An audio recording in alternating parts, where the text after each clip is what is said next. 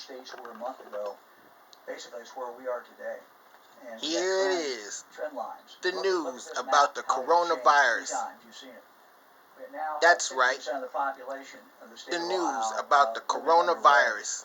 Which means we have very specific problems, and it's moving up, moving clearly in the wrong direction. So it was, as a former prosecutor, I guess it was my argument to the jury, people of the state of Ohio or the jury, and to tell them these are the facts.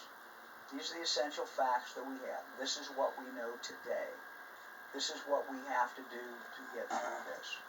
And what is at stake is what the fall is going to look like, what the winter is look like, our future. Our future as a state is at stake. No one wants to see us shut down. No one wants to see business shut down again. No one wants to see us hunker down. But if we're going to avoid all those bad things, we have to take action. And we have it within our collective selves to change the outcome.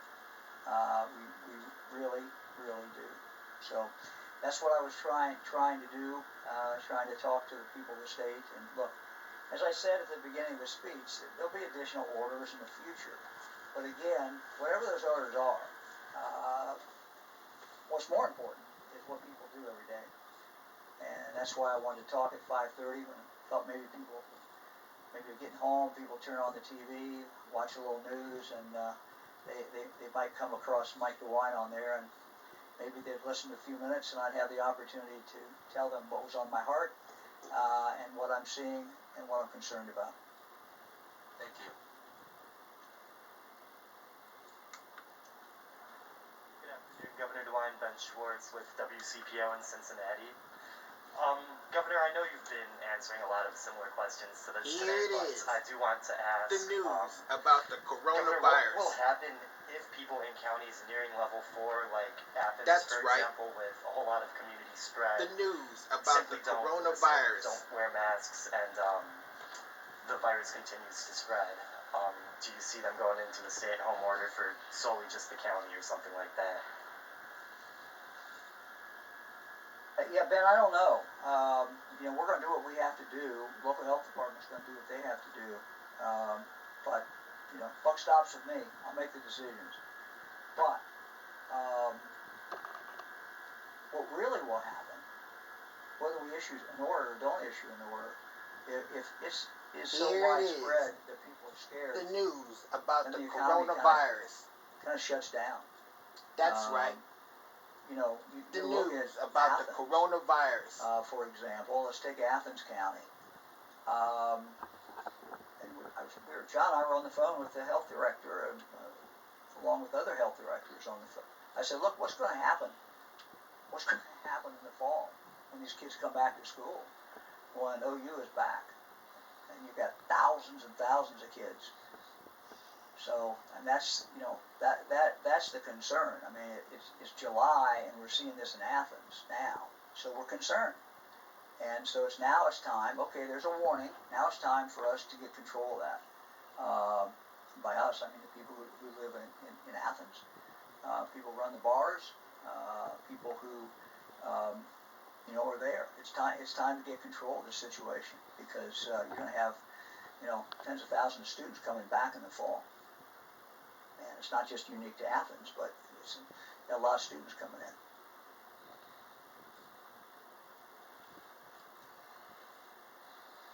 Governor Stephanie Kuzadum with WKRC Local 12 in Cincinnati.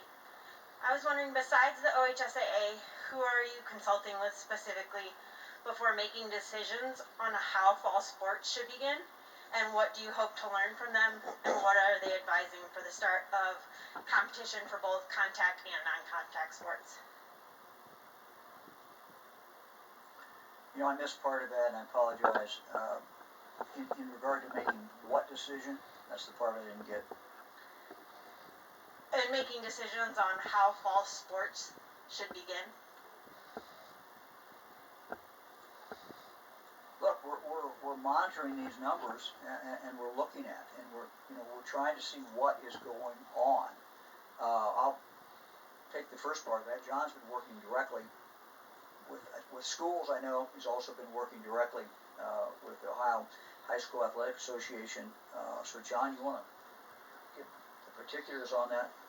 Sure.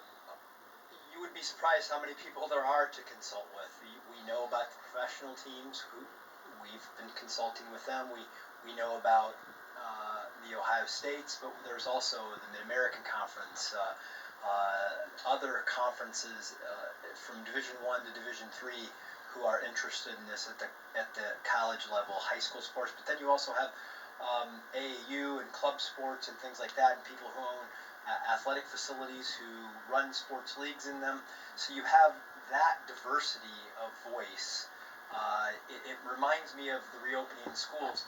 It's hard to come up with one set of plans that address the unique circumstances that everybody operates under, and that's the complexity of this. You want to try to treat people the same.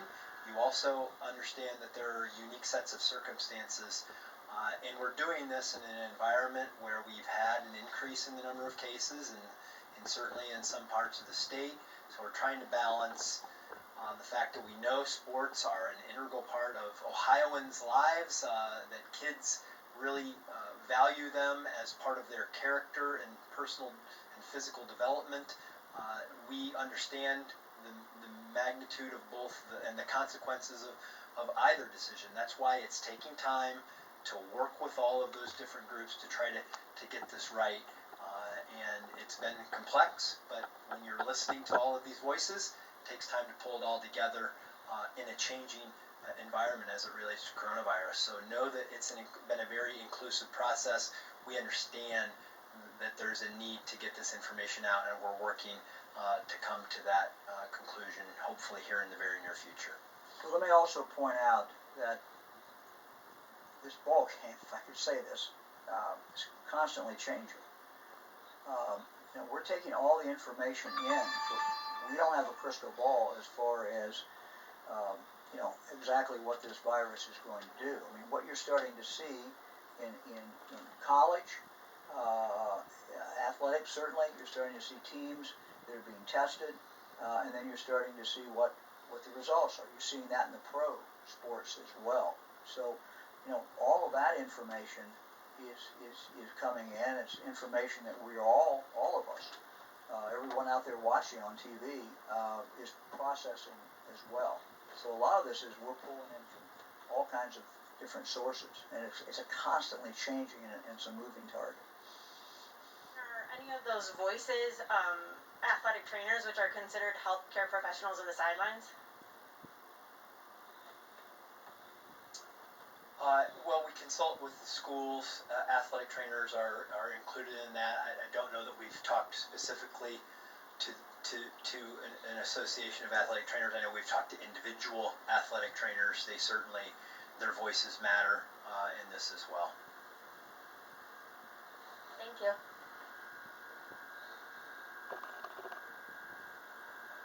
Hi, Governor. Tom Bosco with ABC6 here in Columbus. There still seems to be uncertainty as to single patients with multiple positive tests for coronavirus. How are those being counted, and how do those affect the overall counts and the overall numbers that you're looking at in the state? I'll tell you what I know. My understanding is that one person becomes one case, no matter how many times they have tested, and that process is done at the health department level. John, do you have any more on that? It's a great question. I get it often. I directly ask the health department about this, and what they explained is that when you get tested, you're going to give your name and you're going to give your birth date, and they cross match. So even no matter how many tests you've had, they're going to cross match that and make sure that data is only there for a single individual. If you got tested 3 times, it's going to be deduped into one case per individual, per name and birth date.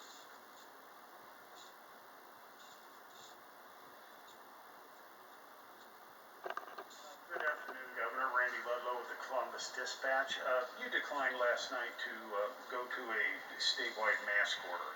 With the addition of today's red counties, more than half of Ohio's population is now under a mask order. Governors and health authorities in 24 states now have issued mandatory mask orders, including 6 just in recent days, including fellow red state governors. What do they see or what do they know that you don't when it comes to imposing a mask order? Well, as you know, Randy, we were probably one of the first states to impose a mask order for business. So we did that very, very early. As you just pointed out, we have now 60%, as of tomorrow night, 60% of the population of this state will be living in a county that has a mask order. We may come to that. We may make a decision that the entire state will be under a mask order. What we've tried to do is to do 2 things. One is to give people the information that they need to make these decisions.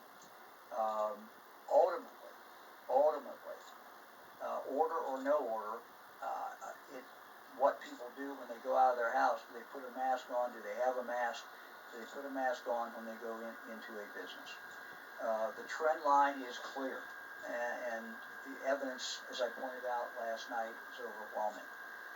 So I thought I would try, Randy, one more time with an address in the evening to talk to the people of the state of Ohio about the importance of wearing masks. My experience in life is that people react generally better when you ask them to do something, when you give them the evidence, than they do when you tell them to do something. So I'm trying this, and I made an impassioned plea last night. I think we have the facts on our side. I know we have the facts on our side. Clearly, the scientific evidence is there, and I'm asking people of the state, no matter what part of the state they live in, the next few days to think about it, pray about it, and I hope that in the next few days they make the decision, even if they're in a county that is yellow right now. They need to know that their county may not be yellow in the future. They need to know that their virus is out there lurking in their county where they live. So I'm giving them a few days, and we hope that we'll see a lot more people who have masks on. I'm heartened, frankly, that we are seeing, and the culture, I think, is moving in this direction. I think when you have 2 big companies, for example, where virtually everybody shops, Walmart, Kroger, in Ohio, that's a real trend. So we're going to give it a little while, and I will not rule that out as we go in the future. But I think, again, people rather be asked than rather be told. And the bottom line is how many people are being careful, because masks are important.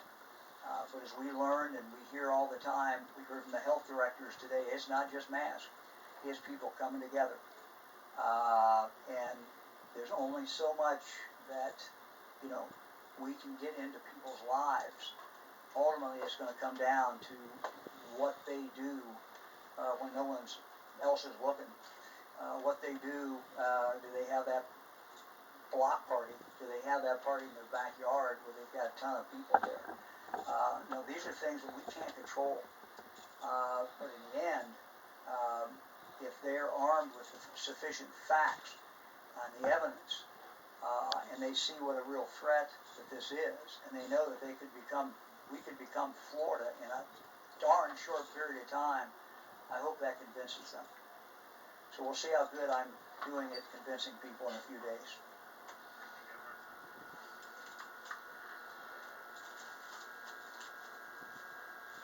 Good afternoon, Governor. It's Laura Bischoff, Dayton Daily News.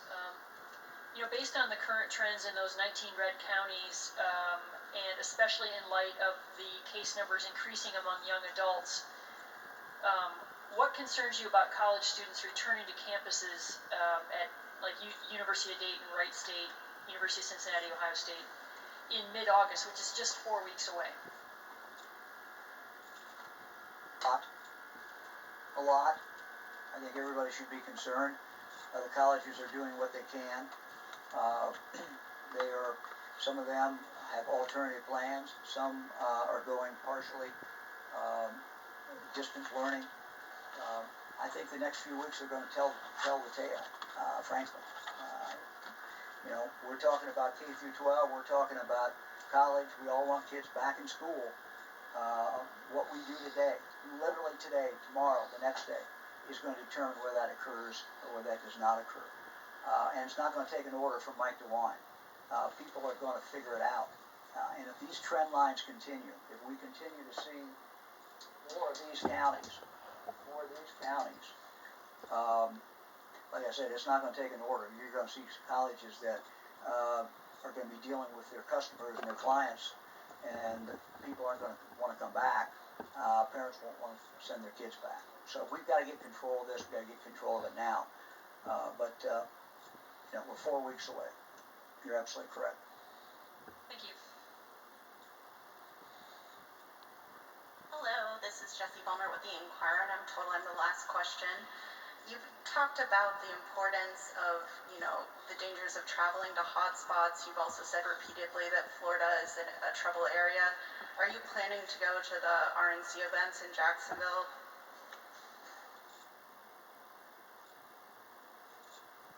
Well, again, I don't have a crystal ball to see exactly how that's going to take place yet. I'm a delegate for the president. We'll see. I'm not going to make that decision. I don't have to make that decision. Quite candidly, you know, virtually every waking hour, I'm focused on Ohio. And the thought of even being away from Ohio that long a period of time is probably not something that I think is a great idea. But we'll see.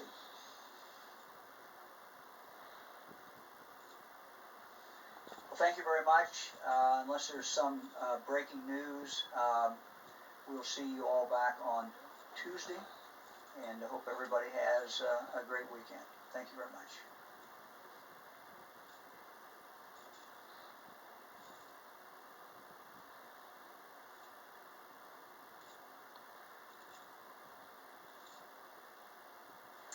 You were just watching the governor's briefing during another 1,000-plus new case day.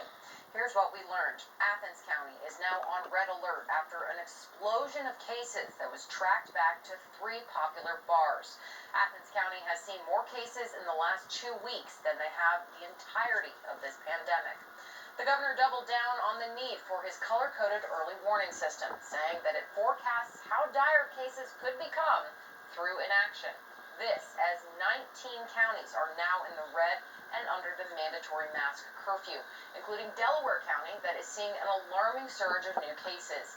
The main message from today, no matter where you live in Ohio, you are at risk for coming in contact and contracting the coronavirus. He's continuing his messaging of wearing masks, washing hands, and maintaining social distancing. We'll have more on the governor's news conference throughout the day right here on Spectrum News 1.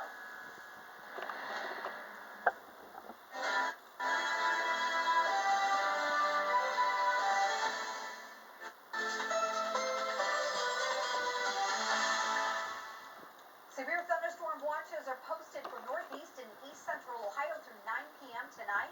So for those highlighted counties, we could get some stronger cells that could produce some isolated tornadoes, damaging winds, large hail, and even some really heavy rainfall that could produce some flash flooding. Again, the main time frame for this will be from now until 9 p.m. tonight. We will be drying out as we head into the overnight hours. We'll be looking at mostly cloudy skies. Tomorrow the skies will be brighter and dry, but it's going to be hot. And get ready for some high heat heading into both weekend days. Temperatures tonight with mostly cloudy skies will be mild and warm. We'll be in the upper 60s and low 70s. Heading into tomorrow afternoon, we'll be in the low 90s. Now, we're going to start the day tomorrow with mostly cloudy skies, but as we head towards the lunch hour and into the afternoon hours, skies will be clearing, and we'll be seeing a lot of sunshine out there, but it will be hot and humid. Here next, weather on the ones in less than 10 minutes.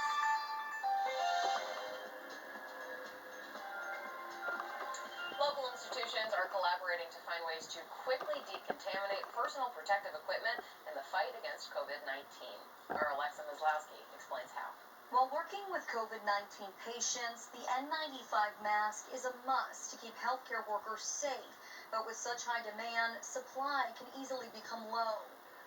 Given that it happened all at once, I think scarcity is the byproduct. But if everyone needs it at the same time, how do you handle this from a logistics standpoint? University Hospitals Ventures Managing Director of Innovation and Design, Kipum Lee, says while brainstorming ways to decontaminate personal protective equipment, they reached out to NASA for help. It really started as we've got nothing to lose. Let's see if they've got some, we know they're smart, they've got lots of tried and true technologies. Might there be something within their arsenal of know-how that might be beneficial for us, and maybe even vice versa, that we might be able to help them? So what we're looking at is a way to decontaminate masks on site so that they're available for workers that are caring for coronavirus patients to use. University Hospitals of Cleveland and NASA decided to pursue two different methods: atomic oxygen and peracetic acid. Atomic oxygen is made when ozone is heated, which then kills the virus. It's also a method NASA uses to clean their spaceships. Peracetic acid is a chemical disinfectant that UH researchers say kills nearly 100% of viruses. I'm hoping it helps people everywhere, because it's kind of our charter for the benefit of all.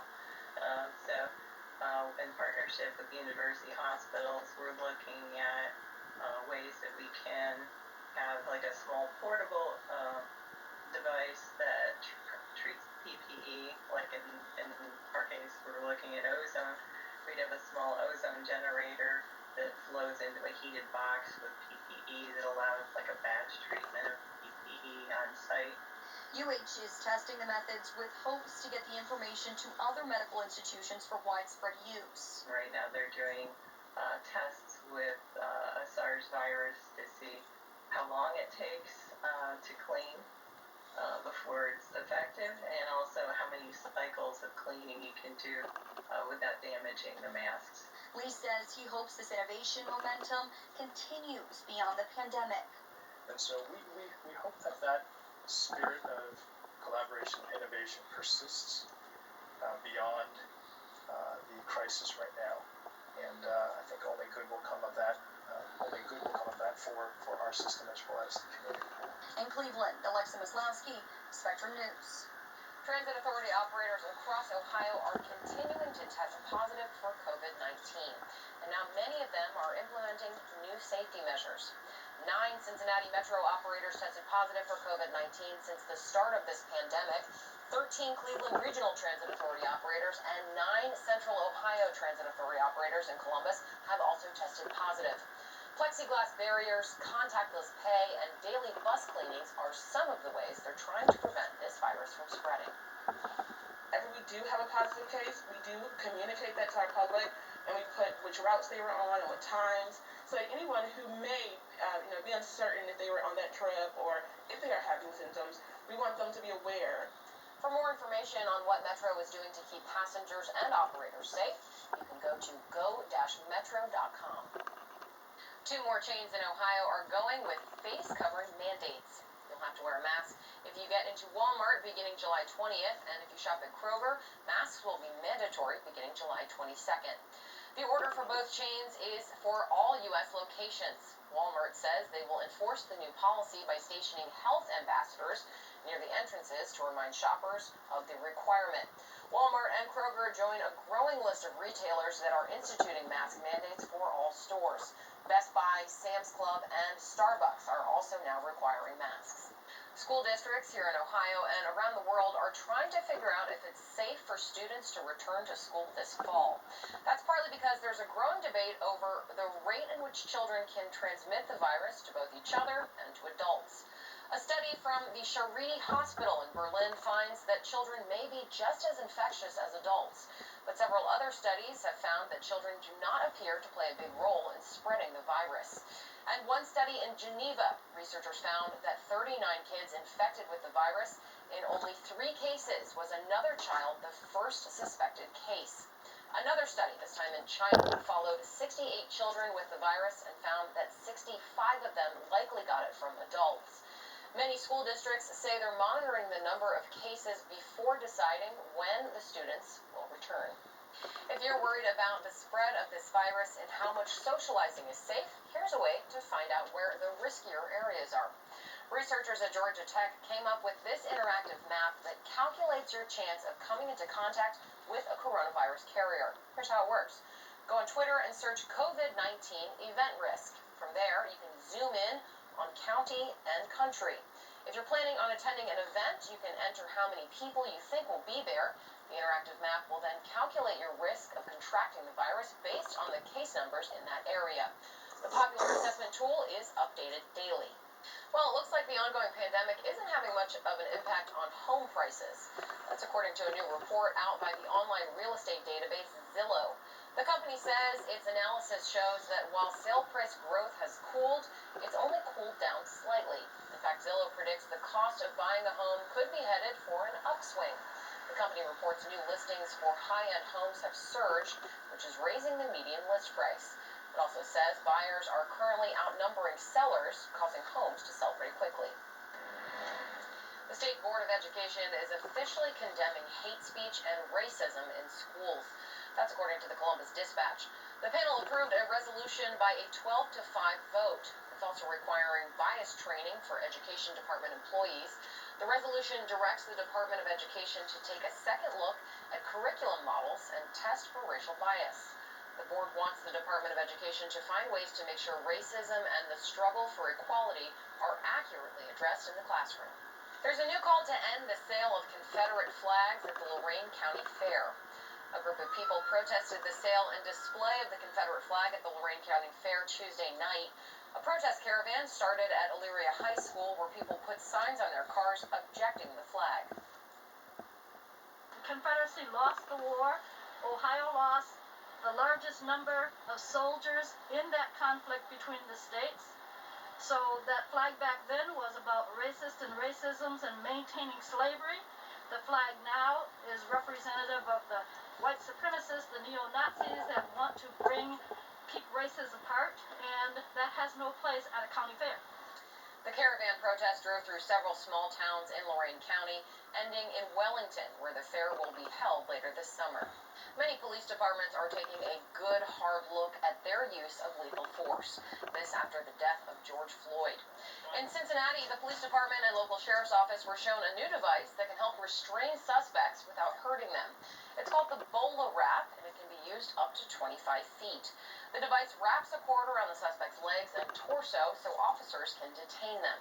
The Cincinnati police chief deployed the Bola Wrap and was even on the receiving end of it. He says it's an option to consider. This is a prime example of an opportunity that we're